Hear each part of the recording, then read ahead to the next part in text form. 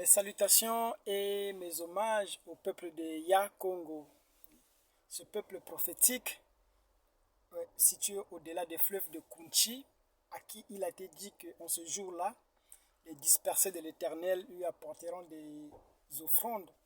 Ça sera au-delà des fleuves de l'Éthiopie.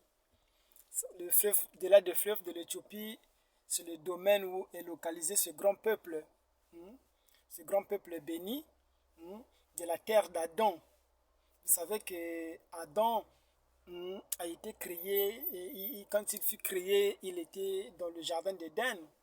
C'était ça sa terre, son domaine. Mais lorsque il a basculé dans la nuit des temps, il avait été chassé de cette terre, voyez-vous, d'où il a été tiré. Voyez? Il a fallu attendre la rédemption afin que Adam revienne dans son domaine.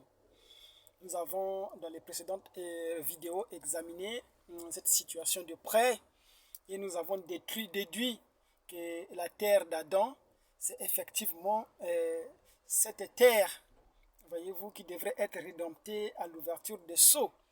C'est le Congo, voyez-vous, ce grand paradis que Dieu planta lorsqu'il créa la terre, où il a inséré tous les animaux possibles, voyez-vous, d'où sortaient les grands fleuves qui arrosaient le jardin, voyez-vous. C'est la terre d'Adam, et cette terre devrait être rédemptée à la venue de la nuée. Nous parlons de l'ouverture des sceaux, parce que s'il n'y avait pas, si les sceaux n'étaient pas révélés, aujourd'hui, voyez-vous, l'humanité allait répartir dans les atomes et dans les molécules. Pourquoi? Parce que ce jour-là, lorsque Jean fut tenu là, Jean a pleuré parce qu'il n'y avait personne pour briser les sceaux. Il était triste parce que Jean savait que si, tant qu'il n'y a personne pour briser les sceaux, il n'y avait pas d'espoir, il n'y avait pas de salut pour l'humanité. Heureusement que, alors que Jean s'apitoyait sur son sort, il y avait un agneau qui s'est présenté, l'agneau qui était comme immolé. Nous avons montré qu'il n'était pas un agneau immolé, voyez, mais il était seulement comme parce qu'il y avait le sang de l'agneau immolé sur lui. Et c'est lui qui fut trouvé digne pour briser les mystères. Et lorsque les sceaux sont révélés, voyez-vous, la parole devient la mer de cristal. La compréhension, voyez-vous, devient à son comble. Aujourd'hui, il n'y a plus de place pour l'ignorance. Voilà pourquoi nous permettons de faire certaines déclarations, en sachant bien sûr que ce sont des choses qui bouleversent, voyez-vous, parce que la religion, c'est tout un système qui avait pour but d'amener l'homme dans une certaine direction, voyez-vous, alors que Dieu, il est impartial, voyez-vous. Nous avions eu peur de n'importe quoi. Nous avions craint Satan, nous avions vécu dans la peur. Mais aujourd'hui, nous pouvons nous réjouir parce qu'il a été dit qu'en ce jour-là, Christ remettra le royaume à celui qui est Père. Et le Père, c'est ça l'esprit original. Lorsqu'on parle du Père, c'est l'ensemble des attributs. Voyez-vous, c'est ces grands esprits-là qui sont sortis de l'éternité. Voyez-vous, qui au final ont dit créons. Voyez-vous, il n'a pas dit je crée, il dit créons parce que c'était le pluriel. Voyez-vous, les dieux qui devraient créer leurs semblables. Voyez, c'est ça le message de sceau. Nous avons commencé par dire les choses clairement depuis la Genèse. Voyez-vous, le livre de la Genèse, c'est le livre du commencement, non? Il a été appelé ainsi Genèse à cause du premier verset, non? Au commencement. Parce que, comme vous savez, tous les livres de la Bible tiraient leur titre dans les premiers chapitres de ces livres. Vous voyez le livre de Nombre, par exemple, on appelait Nombre à cause du dénombrement qui s'est fait en Israël à la sortie de l'Égypte. Le livre de la Genèse aussi, il l'appelait Genèse, Genèse qui veut dire commencement, parce qu'il commence par le commencement. Il dit qu'au commencement, Dieu créa. Voilà pourquoi on a appelé ce livre la Genèse. Deutéronome aussi pareil à cause de la loi, parce que c'était une rélecture de la loi que les théologiens avaient mal traduit pour dire que c'était la deuxième loi, alors que c'était un rappel de la loi du fait que le peuple avait, la génération avait été renouvelée depuis que la loi avait été donnée. Donc Moïse devait faire une rélecture de la loi qui lui a été donnée pour expliquer à ces nouvelles générations. Voyez. Donc cela étant dit, nous avons dit qu'au commencement, le péché d'Adam, ce n'était pas qu'il y avait un serpent humain qui était là, qui a couché avec Ève, comme la religion l'a soutenu. Voyez. Nous savons que ce serpent n'était autre que l'esprit humain. Voyez. C'était l'arbre qui était au milieu, à qui il avait été dit à Adam et à sa femme de ne pas toucher. Or, nous savons qu'au milieu du jardin, il y avait un arbre qu'on ne pouvait pas toucher. Le jardin, c'était la création, non? C'était l'âme, l'esprit et le corps. Et l'arbre qui était au milieu, l'esprit humain, il était vierge. Voyez? C'était le domaine du maha, le domaine des raisonnements. Il ne fallait pas activer ce compartiment. C'est ça, manger l'arbre. Parce que le jour que vous allez activer ce compartiment, manger l'arbre qui est au milieu du jardin, et effectivement, vous allez connaître que vous êtes nus. Voyez? Mais nous savons que Ève est rentrée dans ce domaine-là. Elle a activé cet arbre-là. C'est pourquoi, voyez-vous, elle fut séduite. Voyez-vous, elle a raisonné, parce que sa séduction consistait au fait qu'elle a raisonné. Voyez-vous, elle s'est questionnée, posé des questions. C'est ça qui a découvert, c'est ça qui a ouvert ses yeux. Et quand elle a vu que l'arbre était agréable à manger, parce qu'elle avait goûté à cet arbre-là, elle est allée donner à son mari. Et c'est comme ça que l'humanité a basculé dans la chute. Voyez? Mais ces vérités-là étaient cachées au dos du livre. Voyez-vous? Personne ne connaissait ces vérités avant l'ouverture des sceaux. Voyez-vous? Il a fallu que les sceaux soient révélés pour que nous comprenions qu'il ne s'agissait pas d'un serpent humain, comme le croient la plupart des religieux. Voyez-vous? Parce que cela devrait contredire la création même, non? Parce que le Créateur, lui, quand il crée les espèces, il les créa mâle et femelle. Le seul animal qui était créé unique, quand il fut mis dans la poussière de la terre, c'était l'homme. Parce que l'homme avait son doublon en lui. Dieu a dit, quand il a regardé, il dit qu'il n'était pas bon que l'homme soit seul. Voyez-vous, il soutira la partie cachée en lui pour en faire un couple.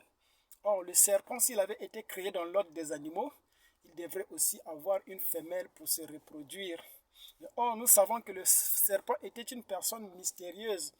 C'est cette personne-là qui est venue aussi tenter Jésus, le serpent. Quand Jésus sortit du jeûne, le serpent lui amena sur une haute montagne. Voyez? Et il lui dit, si tu m'adores, je te donne tous ces pays, je te donne les États-Unis, je te donne le Canada, je te donne l'Allemagne, l'Angleterre et la Suisse. Voyez? Et Jésus lui a dit, retire-toi de moi, Satan. Voyez-vous? Nous savons que ce combat du serpent, de Satan avec Jésus, cela ne se passait pas en dehors de lui. C'était dans sa pensée. Et c'est dans la pensée aussi que Ève fut séduite, dans la matrice de sa pensée. Voyez-vous, c'est le domaine des raisonnements, le domaine des pensées. Voyez-vous, Jésus n'écoutait pas une voix extérieure, ne voyait pas un serpent avec une longue queue qui lui parlait, ou ne voyait pas Satan avec des ailes qui lui parlaient. Non, le tout s'est passé en lui, dans ses pensées. Voyez-vous, nous avons révélé tous ces mystères, parce que lorsque les choses sont révélées, tous les mystères doivent être à découvert. Voyez-vous, nous avons aussi abordé la problématique de Satan, pour démontrer que Satan n'était autre qu'un attribut temporaire de Dieu. Et moi, j'ai appelé ça le côté obscur de Dieu, parce qu'on n'a pas compris comment Job, il était pour lui dans son repos, dans sa jouissance. Et la Bible nous dit que Dieu rencontra Satan et il posa la question à Satan, as-tu vu mon serviteur Job, comment il prospère? Pourtant Satan le voyait tous les jours, mais Satan n'en faisait pas un problème. Mais Dieu lui-même vient activer, voyez-vous, ce phénomène avec Job.